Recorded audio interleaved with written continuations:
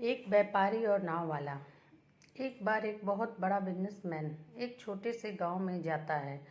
उसका मकसद होता है कि उस गांव में एक बड़ी सी फैक्ट्री लगानी है। वह एक ऐसी जगह पर पहुंच जाता है जहां पर उसके सामने एक नदी होती है और उस नदी के सामने वह गांव होता है। अब उसके सामने दो रास्ते हैं। पहला यह कि वह सड़क के रास्ते घूमकर उस गांव तक पहुँचे, जिसमें लगभग 10 घंटे लगेंगे, क्योंकि वहां तक पहुंचने का कोई डायरेक्ट रास्ता नहीं है। दूसरा रास्ता यह था कि वह एक नाव में बैठकर नदी के रास्ते उस गांव तक पहुंच जाए, जिसमें केवल 20 मिनट ही लगते हैं। तो अपना टाइम बचाने के लिए उसने उस नाव के ज़रिए गांव तक पहुंचने का फैसला किया। वह नाव बहुत छोटी सी थी, जिसमें एक तरफ वह आदमी बैठा था जो नाव चला रहा था और दूसरी तरफ वह बिजनेसमैन बैठा था। नाव में बैठने के थोड़ी देर बाद उस बिजनेसमैन ने नाव वाले से पूछा, तुझे पता है तेरी नाव में कौन बैठा है? तो नाव वाले ने बड़े भोलेपन से कहा, नहीं साहब, मैं नहीं जानता। तब बिजनेसमैन ने कहा, अरे तू अखबार नहीं पढ़ता है क्या? मेरी फ़ोटो हर दूसरे तीसरे दिन अखबार में छपती है। तो नाव वाले ने कहा, अरे साहब, मुझे पढ़ना लिखना नहीं आता है। मैं बहुत छोटा सा था जब मेरे पिताजी गुजर गए थे और अपने परिवार का ध्यान रखने के लिए मैं बचपन से ही काम में लग गया, इसलिए मेरा स्कूल बचपन में ही छूट गया था।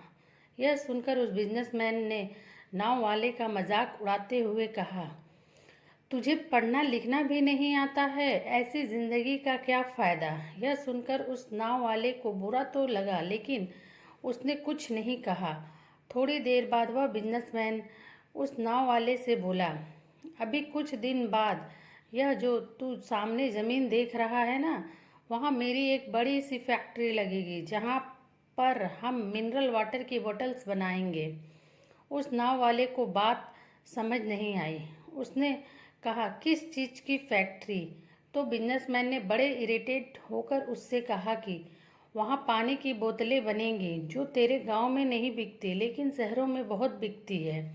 तब नाव वाले ने कहा, अरे साहब, मुझे कहाँ पता होगा, मैंने तो कभी इस गांव से बाहर निकला ही नहीं।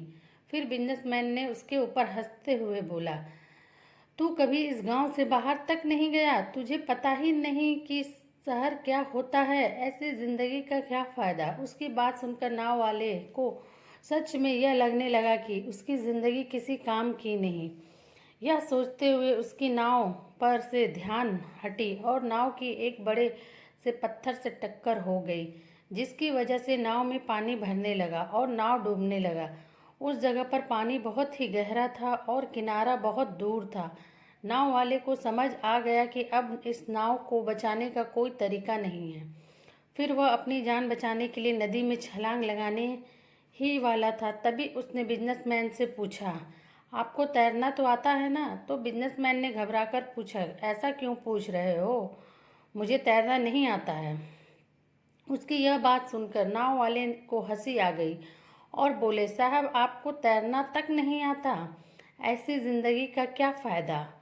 यह सुनकर उस बिजनेसमैन को अपनी गलती का एहसास हुआ और हाथ जोड़कर उसने नाव वाले से कहा, तुम जो मांगोगे मैं तुम्हें वह दूंगा, बस मेरी जान बचा लो।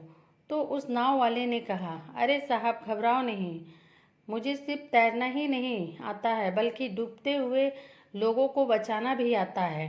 आप मुझे कस कर पकड़ लो, मैं आपको कुछ नहीं होने दूंगा। और फिर उस नाव वाले ने न सिर्फ अपनी बल्कि उस बिजनेसमैन की भी जान बचाई।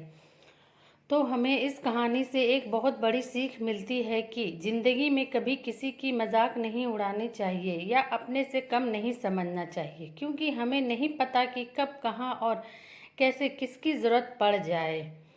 Thank you. अगर आपको मेरी वॉइस स्टोरी अच्छी लगती है तो please like, share and subscribe ज़रूर करें। Thank you.